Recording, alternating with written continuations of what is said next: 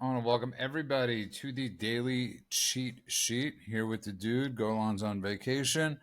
We will be having a great guest for you tomorrow. Gene Hamilton from America First Legal, founder along with Stephen Miller, but we will be having Gene on. So it will be an exciting show about the law, especially immigration and what's going on throughout the country. Also, don't forget to go to our Substack and all our pages and give us that like, give us that follow, give us that 5-star review.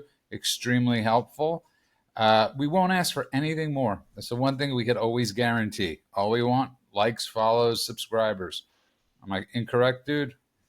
Nope, absolutely. That's what we like. And as far as tomorrow's show, I mean, if you want to get some insights into the administration's policies, there's no better source than Gene Hamilton from America First Legal. That's 100% correct. It's like you will have an inside scoop of inside scoops. I want to get to this right away because I think it's important. We forget sometimes. So when it comes to like flag burning, people think that this has been a law that it's been around forever that you could flag burn. And so let's set the record straight. The flag burning became legally protected as a symbolic speech under the First Amendment in 1989. Did you know that? I did not know that. It was Johnson. It was a case in Texas versus Johnson's. This ruling affirmed that burning the American flag as a form of political protest is protected under the Constitution, over even though it may be considered offensive by some. The reason I bring that up is President Trump today is uh, signing an executive order that it is illegal, and I think that is an incredible move. We'll have, of course, it'll be appealed, Mend, but it's time. I think it's actually a great thing that he's doing. You know, if you want to go out and peacefully protest and hold up a sign that says, I disagree with this, that, and the other, that's fine. But burning the flag, the thing that American servicemen give up their lives for, a symbol of our nation, I don't think that should be allowed. I don't think that's part of free speech. I think that's hate speech, and I think that is disrespectful to all those who gave up their lives for that. You know, I heard a great argument the other day where somebody was talking about reparations, and he said, how much in reparations do you want the descendants of the 400,000 white Americans who gave up their lives to combat and free the slaves? How much do you want them to pay to the descendants of the slave owners or the slaves, right? So there were 400,000 white Americans that died Well, freeing most slaves. America. It was mostly Well, white. it was It's only just a like symbol. 1% of Americans that own slaves, right? So it comes back to the same thing. This is it should not be okay. This is a symbol of those people that sacrificed their lives for our freedom, and it should not be something that some misguided college kid gets to burn, or some illegal immigrant, or some student who's here on a visa from some country that hates us. They should not be burning our flags. Well said. And to your point, and I discuss this a lot on the World According to Ben Stein. It's almost everybody in the Civil War was white. Okay, the percentage of and there were black slave owners too. And but going Yes, to your point, yes. going to your point, white people fought for this, but again, nothing to do with the American flag. It's obviously the police. But I think Trump sees something very differently than anybody else. And I discussed this again with Ben, is that he sees what's going on in Europe and around the world. And he has this moral clarity of a president in my lifetime that in any lifetime, that I think hasn't seen, of what's going on in France and Europe, of constant burning with the Muslim population. And I think a lot of this has to do with he's doing everything he can not to let us be invaded by foreigners on our own soil. You know, they like to describe Trump as transactional. Um, I like to think that he just takes it down to its basic level. Yeah. It's almost like a kid. If I had to ask my kid about this, he would give me probably the same answers. And this is not a dig at Trump. This is actually a plus, because he doesn't get all bogged down in all the reasons that we need to send money to countries that hate us. He just says, hey, they hate us. Let's stop sending them money. It's very simple. He doesn't get into, well, there's this and there's that, and we want them to do this. So publicly they hate us, but privately they love us. Forget it. Get out of here. No more of that. So I think that's how he sees it. And to his credit, It's the way it should be done because we've gotten so convoluted, so dragged through the mud with all of these different insane deals to the point where we had USAID sending billions of dollars of taxpayer money to countries that hate us, and they don't even give us credit for the charity that we've been giving them. So I'm really glad that he cut that off, and I'm glad that he's actually taking action. And if you look at across the board, across his policies, it's all consistent with that philosophy. So, God bless that man for getting it right on these fronts when the geniuses that were in the previous administration couldn't get it right at all. They were just, You're funding and paying, giving money to the Taliban. We gave billions of dollars to the Taliban. The Taliban just made it completely illegal for women to just be present anywhere in Afghanistan. They have to wear burqas and be accompanied or stay at home. That's what the previous administration, the Biden administration, gave all the billions of dollars in weapons to, and they were sending billions of dollars in cash, plane loads of cash to the Taliban. These people that hate us, that hate women, they hate the West. Trump just says, no, I'm not doing that.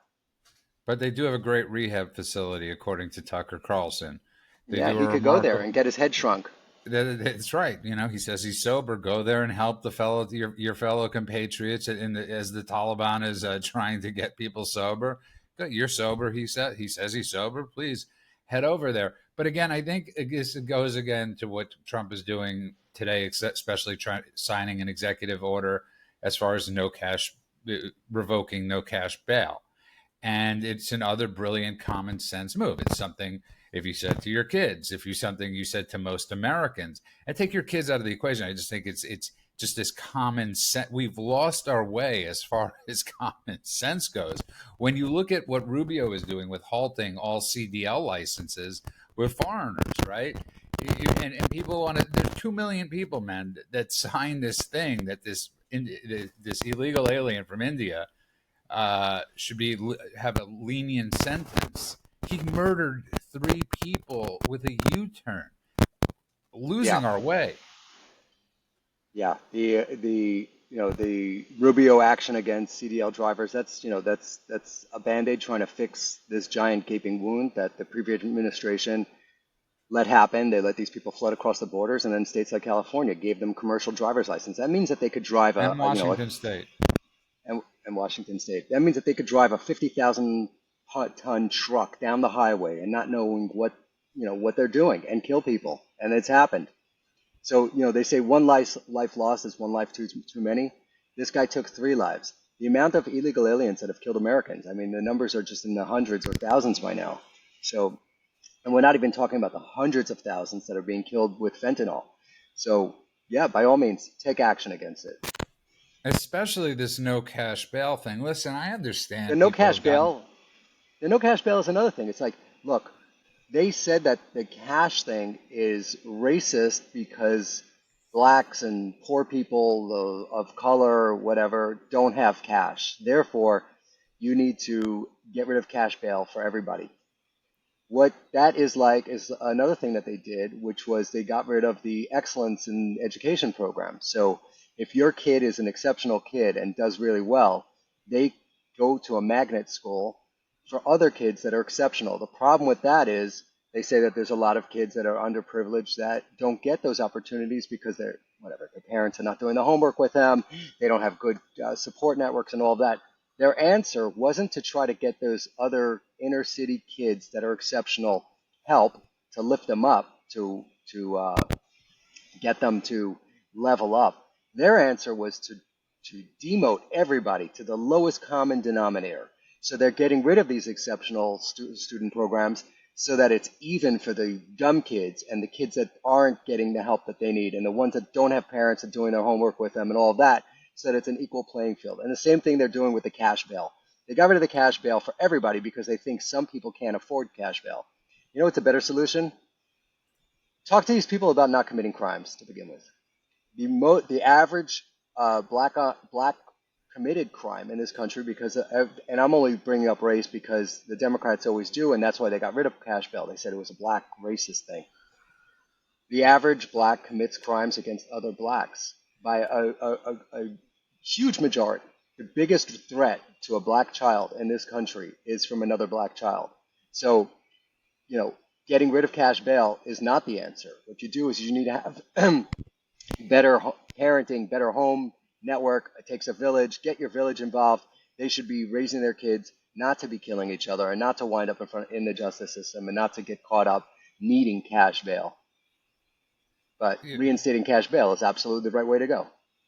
Listen, you're 100% correct. And according to their numbers, by the way, 1.6 million people have self-deported, which is an extraordinary amount of people, man, that have self-deported.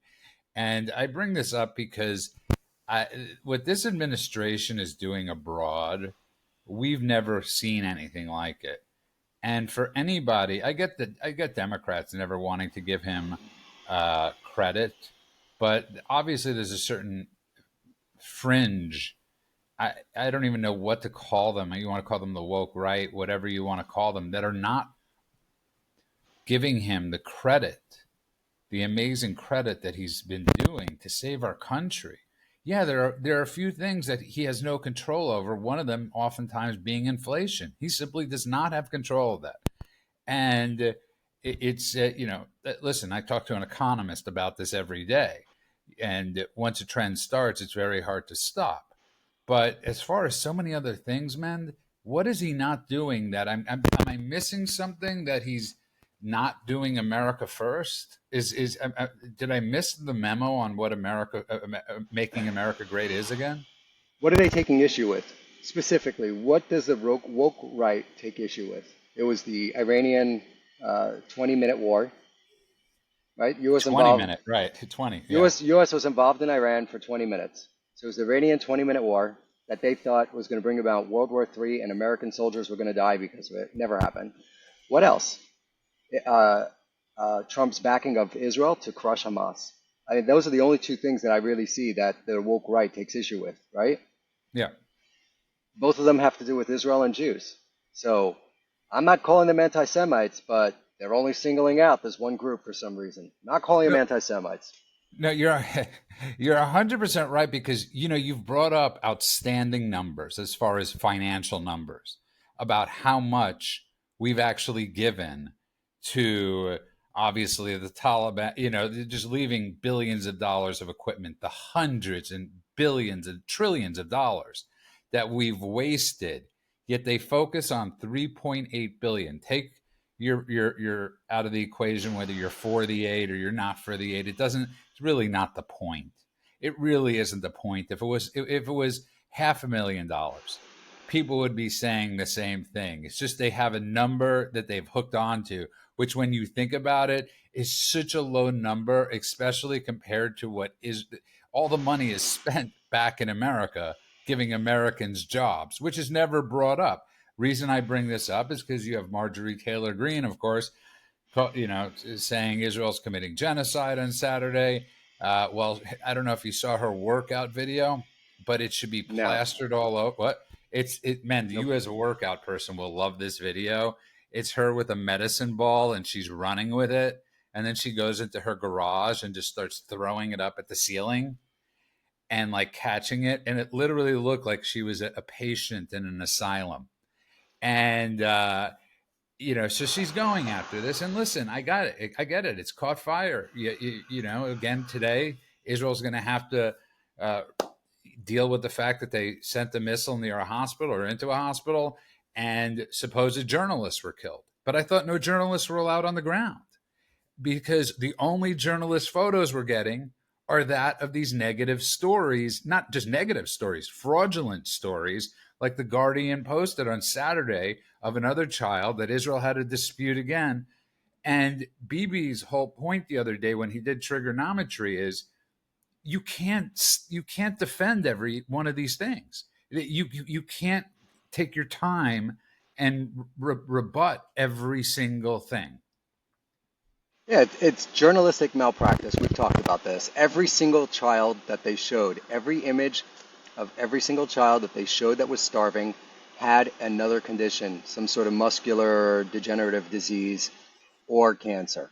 So, I mean, if there is a famine, why are you producing all these fake photos? By fake, I mean, why are you using kids that have other health conditions and Yeah. not just showing us kids that, I mean, there's 2 million of them there. There's 2 million Palestinians. There's got to be a million kids. What you can't find anyone that doesn't have cancer or some sort of muscular degenerative disease to show us to prove your case for famine. So he's right. It doesn't matter. The Marjorie Taylor Greens don't matter. The Guardian, the BBC, CNN, none of it matters. It matters as far as reputation goes, but you're not going to win because they're lying. If they were honest brokers, then you could actually counter it and you could say, hey, guys, you made a mistake. Here's why. Here's who this kid is. And they gave them all the names. They know who it is. Yet they keep on doing it. So Israel just needs to get this job done. That's the bottom line. And I've been saying this for a long time. Get in there, go into Gaza City, not starve them, not the population, but starve Hamas out. So let them know you're coming in tomorrow, have all the civilians flee. They have to go through checkpoints to make sure there's no bad guys leaving with them, which is what Israel's doing. The civilians of Gaza City are leaving now. And then you do not send the troops in. You bombard that city until it is no more. And anyone in the tunnels gets trapped and stuck in the tunnels. What about the hostages? I hope they can get them out. I hope they can. And honestly, like my heart breaks for the hostage families, but their situation is really terrible. It's been terrible since October 7th. So No, yeah, listen, I think you raise an amazing point. And the other point that nobody seems to bring up is that as Israel's getting to war, ready to go back in, Egypt is fortifying its border. And nobody is bringing this up. I mean, I just want people to understand the landmass of that area, whether it's Syria, whether it's Egypt, getting these people in, if you supposedly cared about about your brothers in arms or about your brothers, open your doors. And they absolutely refuse to open their doors.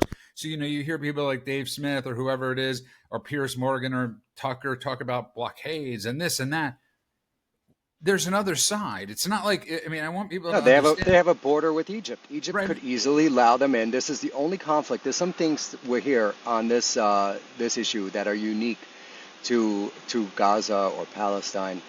One is in every other conflict throughout history, the UN resettles people. They have an entire agency for refugees, and their entire job is to resettle refugees. The self-identifying Palestinians never got resettled. They have a separate agency called UNRWA, and they perpetuate the fact that they are refugees, meaning that the father could move to Lebanon and start a family, and then his kids can grow up in Lebanon and they have families. And then the grandkids that have been living in Lebanon for 3 generations, they are still considered refugees from Palestine. That is the only place in the entire world where that happens. Everywhere else, if you move to another country and you get status there, you're no longer a refugee. You're now a member of that country. So what the Arab neighbors have done, and they knew this is all by design, was they never gave them equal rights. They treated them like second-class citizens. They can't buy land. They can't be doctors. They can't go into certain professions. They kept them in certain areas. They call it refugee camps to perpetuate this narrative, this tool that they could always say, hey, this is how we're going to destroy Israel one day. And they're trying to do that, and it's not going to happen. So that's number one. And then number two, that's unique to this conflict, is that in every other conflict, if civilians want to flee, they get refugee status somewhere else. They get to flee. They get to move somewhere else. Gaza is the only place that no country in the world is willing to take them. I mean, Francis, France, don't know. France, France said they would, and then they stopped after this girl started posting all this crazy stuff, praising Hitler and what else that she came out of Gaza. So this is the only place in the world where refugees, people stuck in a conflict, want to get out. They're not allowed to. Yeah, And Egypt supposedly has a one. border with them. Egypt could open that border, allow them all in. The Sinai Desert is vast, it's massive. It actually has the other half of Rafah. So Gaza was split between. Gaza used to belong to Egypt. Gaza belonged to Egypt, and Egypt lost it in a war that they started with Israel. So when Israel made peace with Egypt, Egypt said, we don't want Gaza back. There was a half of Gaza that was on the Egyptian side of this new border, and Egypt flattened it. Just look at the Egyptian Rafah. You could look it up. Egypt flattened it. They want no part of these people. So they come out grandstand and make these big proclamations to the United Nations and to the world. Oh, it is unacceptable, starvation, genocide, all the stuff, apartheid, you name it. They use the words for it, but they won't open their border. They won't let the people in. They won't let the innocent little civilians onto their territory and let them wait out this war on the Egyptian side. No, that is a bridge too far. Listen, I I agree with you 100%, but it's also one of those things that is commonly glossed over. Let's just say it nobody brings up the what should be the most obvious thing, but it's another case of most people not owning a map and doing any studying on this issue. But I want to move on a little bit to you've constantly spoken about the amount of money that the Biden regime doled out for fake nonprofits for a bunch of things. Howard Lutnick today, the Commerce Secretary, canceled a Biden administration agreement. I mean, I really want you to think about this to distribute billions of dollars for semiconductor research through a nonprofit political appointees, according to a letter obtained by the Post. The 2020 CHIPS and Science Act provided $11 billion in semiconductor research and technology funding to be given out by Commerce Department's National Semiconductor Technology Center. Rather than establishing these operations with the department, however, Biden administration spent significant time, effort, and resources creating an unaccountable outside entity, NatCast, to administer taxpayer funds. Lutnick wrote. Lutnick said. So this is another win. It's just, I mean, but think about this for a second. $7.4 billion. There's only one way to describe this stuff, and all of it, from USAID to this CHIPS Act, it's all money laundering. That's all it is. It is money laundering. $99 out of every 100 went to some Democrat-run NGO. Almost none of it went to anything conservative. So this is a money laundering operation. They give to the NGOs. NGOs get to then donate to their campaigns. So the nonprofit gives to the for-profit. The for-profit then makes the donations back to the campaigns of these political operatives. So good for him. Keep on doing it. Cut it all out. Cut it all out. Florida is talking about getting rid of property tax. We could get to a point in this country where the country is sustainable off of tariffs and really little tax. That's where we want to be. The only people that want more tax are the ones who don't pay tax. Listen, you're 100% right. And not just tax, but a tax. Because we go back to this America First thing, crime in Washington, D.C. is crumbling. Nothing It's going great. on. It's great. Border Yeah. shut down. Border shut down. Nobody's getting in.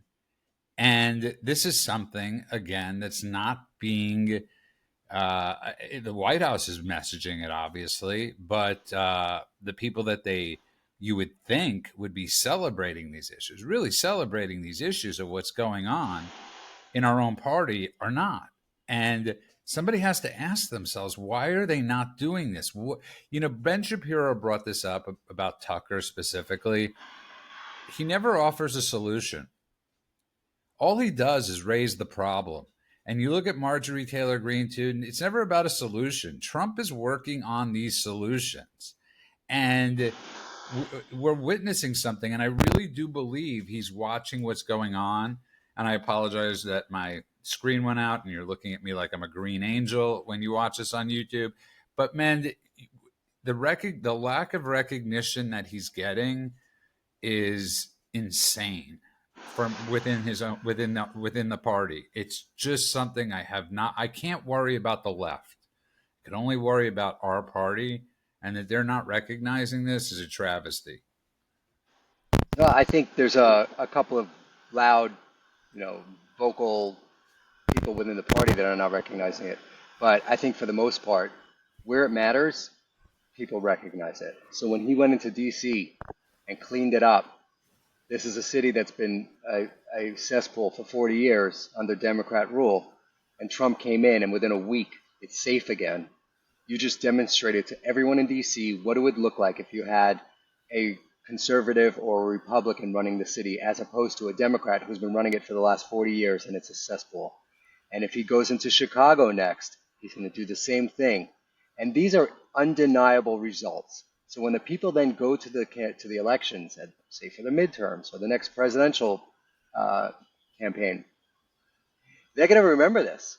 They're going to remember that for 40, 60, 80 years, places like Chicago and Oakland and all the different blue run cities that are just absolute hellholes, unsafe. You can't raise a family there. It's like raising your little sheep, your flock of little sheep amongst the wolves, and the wolves rule.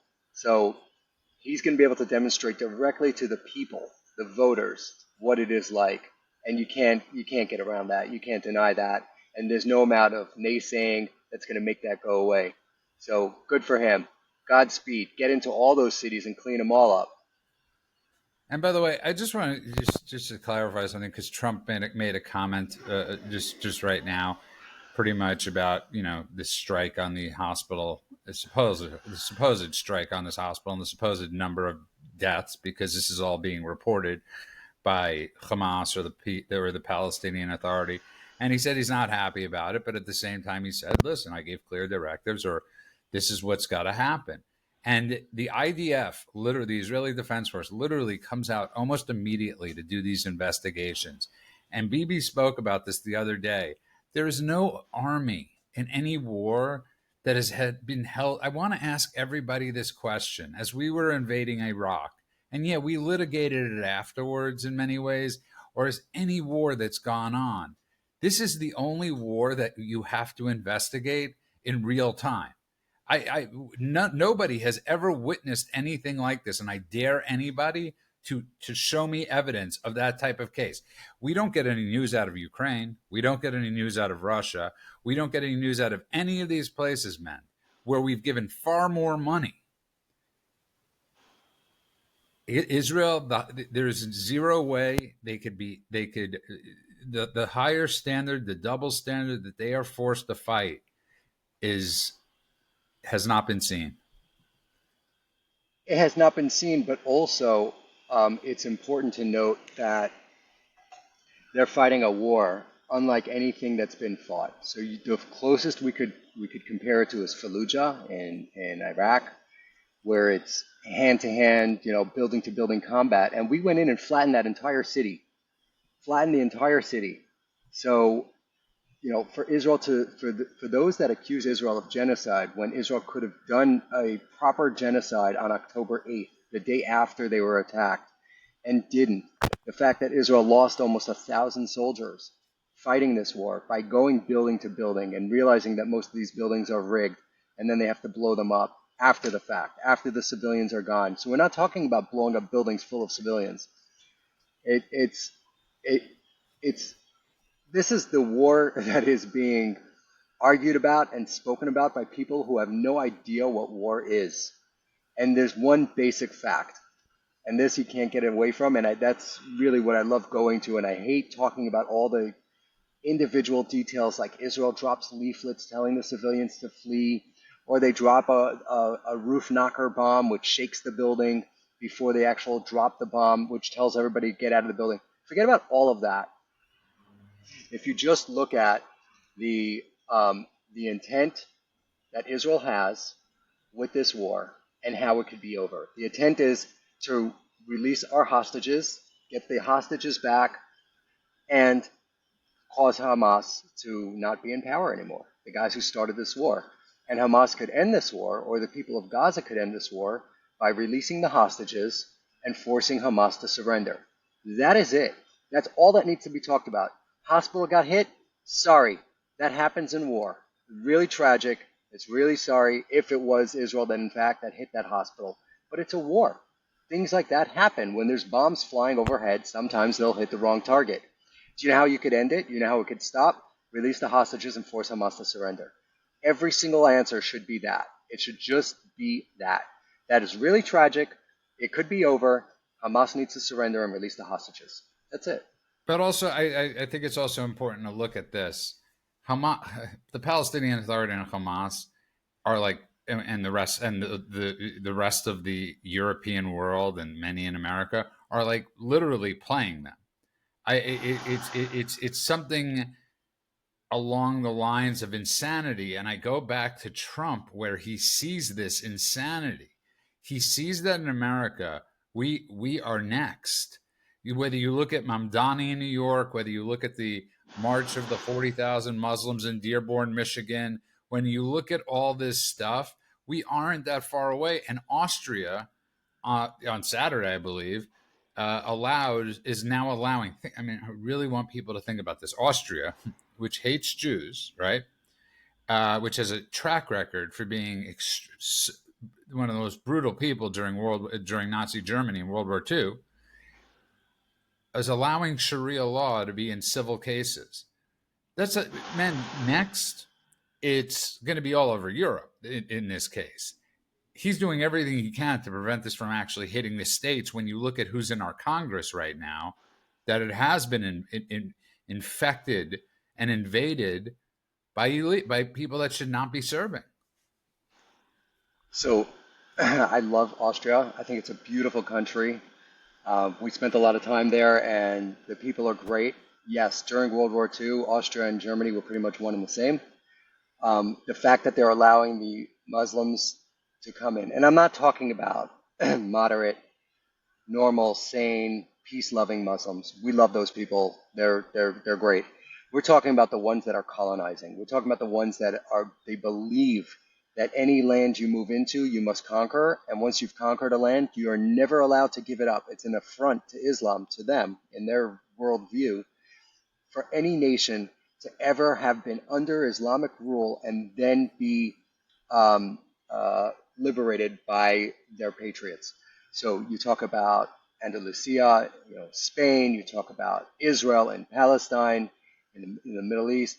All of these places, they look at it as unjustly taken from the Islamic Caliphate or the Islamic world that they conquered. And it's also important to note that every area outside of the Arabian Peninsula, that's Saudi Arabia, UAE, Bahrain, every area outside of that was taken through colonization. So every area outside of the Arabian Peninsula that is Muslim today, the Muslim world today, which is half the planet, it was all taken by the sword. So what Austria doesn't get is that you're letting them in, they're going to take over. It's not about coexistence for these guys, the ones that are pushing this stuff. The moderate Muslims that want to live in peace never try to colonize. They're never trying to take over. They're not trying to conquer. They are looking for a better life for their families or whatever. But then you have this massive section of the population that wants to take over. They believe that everywhere they go, you see them chanting it through the UK every day, that they will take the palace, they will take the prime ministership, they want to take it all. So that is not trying to live in coexistence. That is not trying to assimilate to the European or French or British way of life. That is them trying to take over. And that's what Mandamni in New York is doing. What Mandamni, we're out camping. We're in Sequoia National Forest. And I bumped into this group of people from New York that are here. And I said, hey, what's going on with New York? And this Mamdani guy. And they're like, oh, it's terrible. We don't know what to do, but it looks like he's going to win. I'm like, how? How are you guys going to let him win? I'd be there knocking on all my neighbors' doors, registering people to vote, like really getting out the vote. And they go, it's just so bad. They've lost hope. They are absolutely without hope, and their only hope is that Kathy Hochul, the governor of New York, will refuse to fund Mandamni's crazy programs. So this is where they're at. Yeah, Because good Kathy luck. Hochul, Good luck with she's that. one of the wokest governors in the nation, and they're pinning their hope on her. So New York is going to go through a really dark time if this goes through. But worse than that, if Mandamni becomes the mayor of New York, that is a bat signal to every single jihadi out there. Come to the U.S., run for office. We're going to take over. And this is how they're doing it. This is how they're doing it. They get a whole bunch of demented white liberals to jump on board and help them win these seats that are not in the best interest of those exact same white liberals that are voting them in.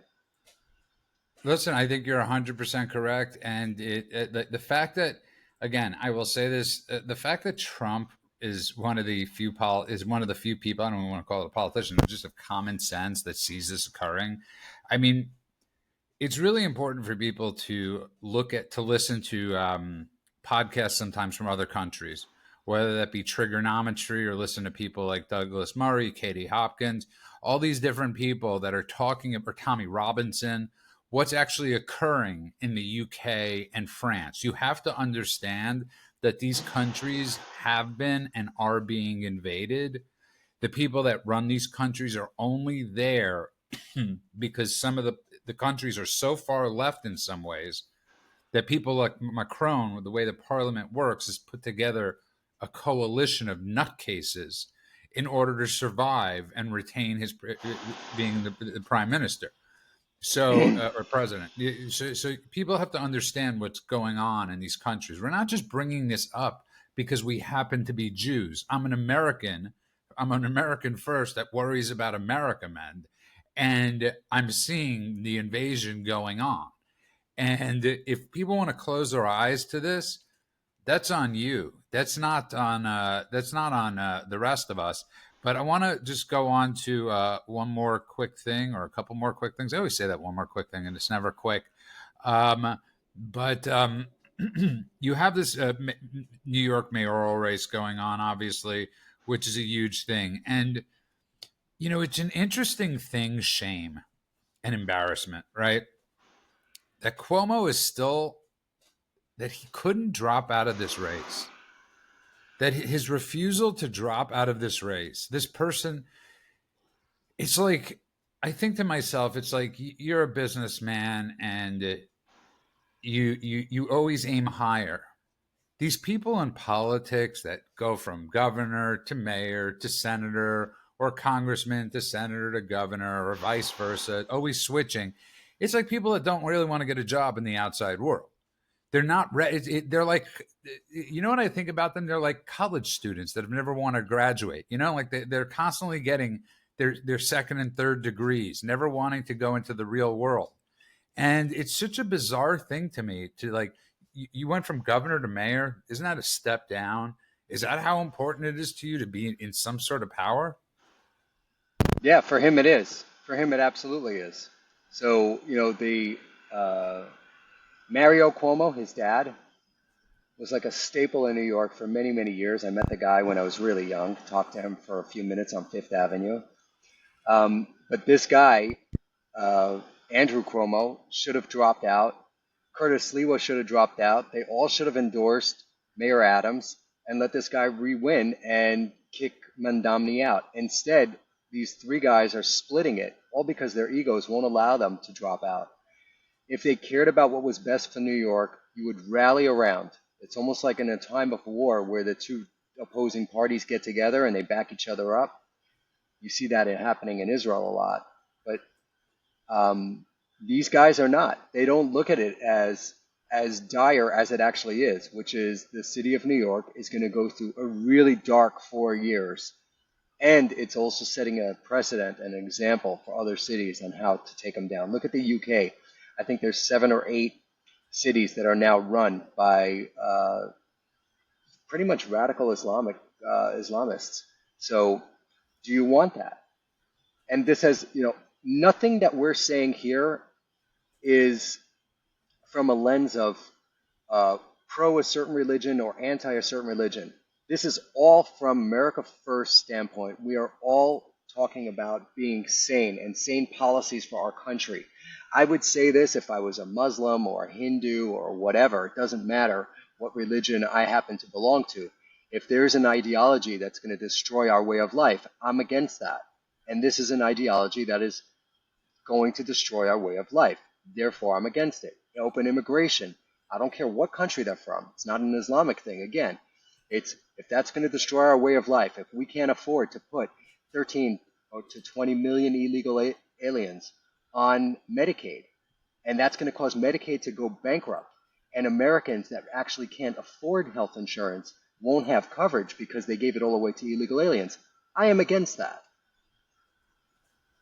Listen, I am right there with you. It's just want to close out by talking about they're getting rid of this guy, the guy that will never leave, this Garcia cat, right? You know, he's being detained again, and he's leaving the country. I think they threatened, you know, they threatened to send him to Uganda or whatever the hell they end up sending him to. And again, this has been one of those messaging things that I really think Republicans get wrong sometimes. Instead of taking a backseat to this, they should have been. I mean, and they were really very, not the administration, I'm talking about other people in the Republican Party, basically saying they've been really silent. Did you notice that sometimes? Like a lot of House members have been really silent. A lot of senators been very silent. Just like I don't hear them speaking out, saying, other than Ted Cruz on obviously a few others, but talking about this case, Talking about what? Ta- talking about like Garcia, this criminal, this who's now He's finally an getting. MS-13 gangbanger who was smuggling humans into the country. And, I have this philosophy for criminal justice, and I think the punishment should fit the crime. And what I mean by that is that if you commit a financial crime, you should get hit financially. So if I steal $100, my fine should be, say, 500. You get hurt the way you were trying to, in the crime that you were trying to do. And if you kill someone, then you go on to death row. And if you rob, you go to jail. So there's those types of things. And when it comes to illegal immigration, if you come here illegally, we should send you to Timbuktu and not tell anyone where we sent you, and you figure it out on your Put you on own. a black ship. Who cares? He was rearrested by ICE this morning, and they might send him to Uganda, which Great, I find to be, great. and I love it that they're just not backing down. They are. His lawyer and he are absolute morons, and here's why. One, he's an MS-13 gangbanger, and he was caught smuggling humans in our country. So this and whole beating his case, wife, and and beat he was yeah he's a wife beater, an illegal alien, all of it. He doesn't belong here. He committed many crimes. So if you're facing that type of charge and those accusations, the best thing you could do is comply, go back to your country, and live out your days happily in El Salvador or wherever you're going. What he did is he allowed them to use him as a pawn, and that just escalated it. So now he's gonna he's got the entire focus of the Justice Department on himself because the Democrats decided to elevate him and use him as their poster child. Great. It's a terrible poster child you guys picked. You picked an absolute vile human being to be your poster child for illegal aliens and deportations. So by all means, bring it on. At the end of the day, he's going to be languishing in some El Salvadorian or some Ugandan jail, and the people that propped him up, the Van Hollen or wherever else went to go see him, they don't care. They're going to move on to the next little pawn. So okay, and just finally, so Israel has come out and said that Hamas was actually the reason why the hospital was shot at. Just so people, as we're closing this up, they put a camera on the roof.